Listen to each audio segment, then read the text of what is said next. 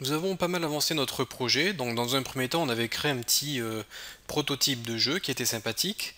Ensuite on a implémenté le mode multijoueur. Ensuite on a implémenté donc la synchronisation des informations au travers du réseau afin que chaque joueur connecté au serveur puisse avoir sous les yeux la bonne information et au bon moment. Donc là grosso modo on a vraiment un prototype solide de jeu multijoueur. Et maintenant, donc, ce que je vous propose, c'est d'optimiser un peu notre jeu. Tout simplement car vous avez certainement dû voir qu'il y avait quand même des petits ralentissements lorsqu'on était à plusieurs. Il y a tout simplement ce qu'on appelle les lags. Le joueur qui fait une sorte de transition directe d'un point à un autre. C'est tout simplement qu'il y a énormément d'informations qui circulent sur le réseau. Et dans cette vidéo, je vais vous montrer donc comment faire en sorte d'envoyer moins d'informations sur le réseau. Alors déjà, on va faire un truc tout bête. Alors ça se passe dans Player Control. On va faire un truc tout bête. La fonction update, on va la remplacer par fix update. Alors la fonction update, elle tourne. En gros, si votre jeu tourne en 60 images par seconde, la fonction update va tourner en 60 images par seconde. Et grosso modo, si votre ordinateur est très puissant, il va calculer les images extrêmement rapidement. Et du coup, vous aurez plus de frames sur un ordinateur puissant. Alors le fix update, c'est un peu le même principe, sauf que le nombre de frames est fixé. L'intervalle de temps entre les deux frames est fixé. Ça veut dire que ça sera la même cadence sur tous les ordinateurs et les ordinateurs puissants ne pourront pas envoyer plus d'informations que les ordinateurs moins puissants. Bon, c'est un truc tout bête, mais en tout cas, ça marche. On a également un petit truc que l'on peut faire. On peut limiter par exemple le nombre de projectiles que l'on peut tirer. Alors on l'a fait par exemple pour la fonction jump avec une coroutine. On fait un yield de façon à attendre une seconde avant de pouvoir sauter de nouveau. Ben là, ce que vous pouvez faire, c'est la même chose avec la commande fire afin de limiter le nombre de projectiles que les joueurs peuvent instancier sur la scène. Si les joueurs peuvent tirer 5 projectiles par seconde et qu'il y a 4 joueurs, ça fait potentiellement 20 projectiles par seconde sur la scène. Sachant que les projectiles ont une durée de vie de 5 secondes, ça risque de faire beaucoup de projectiles. On peut monter à 120 projectiles, tandis que si vous limitez le nombre de projectiles à 1 par seconde, bah, ça vous fera 5 fois moins de projectiles sur votre scène. Donc beaucoup moins de choses à calculer. Là je ne vais pas le faire, mais en tout cas cette petite astuce peut vous permettre de limiter le nombre d'éléments sur la scène. On va maintenant voir quelque chose de plus complexe qui s'appelle en fait l'interpolation. Donc en gros, nos personnages ont ce qu'on appelle un network transform. Il y a d'ailleurs le network send rate qui est une valeur qui peut vous permettre d'envoyer plus ou moins d'informations sur le réseau. Au plus vous envoyez des informations, au plus c'est lourd, mais au plus c'est précis. Au moins vous en envoyez, au plus c'est léger, mais au moins c'est précis. Bon, le network transform, c'est ce qui va permettre de synchroniser la position des personnages sur le réseau. Donc c'est très bien, c'est la façon la plus simple de faire, c'est pour ça que je vous l'ai montré. Vous pouvez parfaitement garder le jeu tel quel. Mais moi je vais vous montrer comment créer vous-même votre propre système de synchronisation au travers du réseau. C'est pourquoi je vais désactiver le Network Transform sur mon personnage et c'est moi-même qui vais développer ma fonction de synchronisation. Donc je vais essayer de vous expliquer en quelques mots ce qui va se passer. Par exemple, je vais prendre le personnage ici. Imaginons que ça, c'est un ennemi. Si l'ennemi se déplace de là à là, donc il fait un mouvement, et que ce mouvement, on va dire, il le fait en, disons, en 4 secondes. À la seconde 1, il est là, à la seconde 2, il est là, à la seconde 3, il est là, et à la seconde 4, il est là. Imaginons que notre jeu tourne en 60 images par seconde, ça nous fait 60 images, plus 60, plus 60, plus 60, donc ça va faire 240 240 fois les informations à envoyer sur le réseau. Ce qui est quand même énorme, parce que si vous multipliez ça par exemple 10 joueurs connectés, ça vous fera 2400 informations envoyées sur le réseau. Ce qui peut très très vite être énorme. On a également la rotation, hein. Lorsque le personnage tourne, eh bien cette information est envoyée sur le réseau. Et si le personnage tourne tout doucement, ben on a chaque degré est envoyé sur le réseau en fait. Alors moi ce que je vais essayer de vous montrer, c'est une technique pour envoyer l'information à l'instant 1 seconde et envoyer une information à l'instant 4 secondes. Donc on va envoyer deux informations, une au début et une à la fin. Donc au lieu d'envoyer 240 informations, on va en envoyer que 2. Et on va tricher, parce que si on fait ça, on va avoir l'impression que le joueur se téléporte instantanément.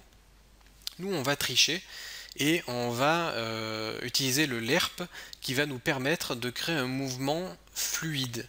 Et donc, avec les informations que l'on va avoir, c'est-à-dire position de départ et position d'arrivée, on va être capable par script de créer un mouvement fluide comme ça. Pareil pour la rotation, on ne va pas envoyer la rotation toutes les millisecondes, mais par exemple, à chaque fois que le personnage fera une rotation de au moins 10 degrés, on enverra l'information sur le réseau. Et au lieu de faire une rotation brutale comme ça, on fera une rotation lente. Donc c'est super difficile à vous expliquer comme ça, juste avec des mots. Mais en tout cas, j'espère que vous avez un peu compris le principe, et c'est ce que nous allons voir donc dans notre petit script. Donc là, grosso modo, si vous testez votre jeu, ça ne marchera plus. Car comme on n'a plus le network transform, vous aurez vos joueurs qui seront totalement immobiles sur le réseau. Donc nous, ce qu'on va faire, c'est qu'on va manuellement envoyer au serveur l'information sur notre position et sur notre rotation. Donc je vais créer deux variables qui seront toutes les deux des 5 var. Je vais créer une variable de type vector3 qui sera la 5 pose, donc la position asynchronisée. Et je vais créer une variable de type float qui sera la 5 rot, donc la rotation asynchronisée.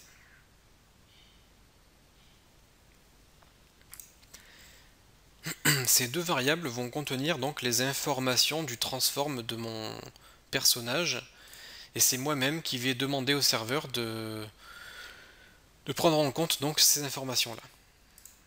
Donc dans ma fonction fix update, je vais mettre en dessous, je vais faire if isLocalPlayer, on va mettre quelque chose, et on va faire un else, et on va mettre autre chose. Donc, si je suis le joueur local, je vais faire une fonction transmit position, ou plutôt send position.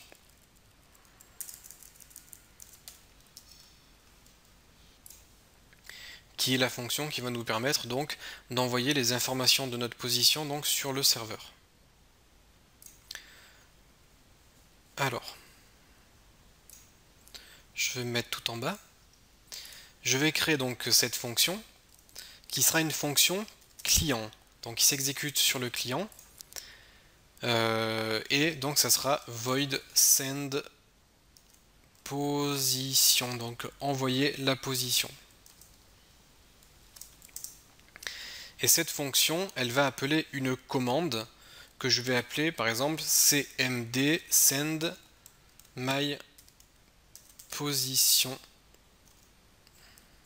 to server. Donc je vais envoyer ma position au serveur, et ma position, ben, ça sera transform.position, et ça sera transform.eulerangle.y, donc ma rotation en Y.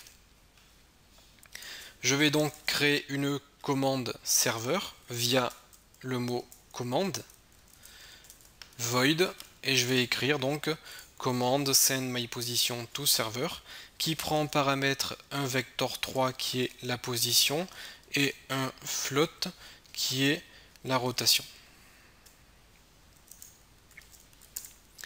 Et tout simplement, je vais mettre 5 pause est égal à pause et 5 rot est égal à rot.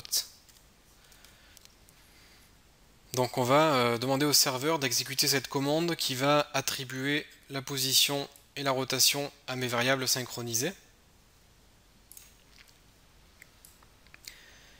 Du coup, si je suis le player local, on va appeler cette fonction tac tac tac, ça va se lancer. Et sinon, eh bien, on va faire ce que je vous ai dit, le lerp, ce qui était donc transform.position est égal à, et là c'est vector3.lerp. Donc le lerp va prendre en paramètre la position de départ. Donc la position de départ, bah, c'est transform.position. On prend la position d'arrivée, donc moi ça sera la 5 pause, donc la position synchronisée. Et donc là, le lerp va nous faire une transition entre la position de départ et la position d'arrivée, donc une transition basée sur le temps. Donc je vais juste faire un time.delta_time que je vais multiplier donc par une valeur, par exemple par 10.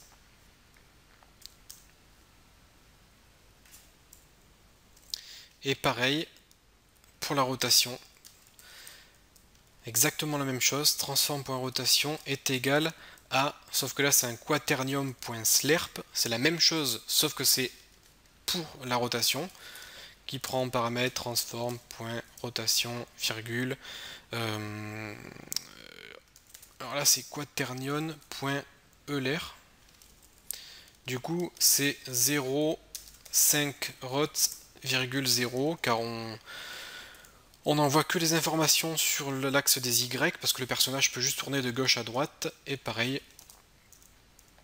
time.delta_time que multiplié par 10.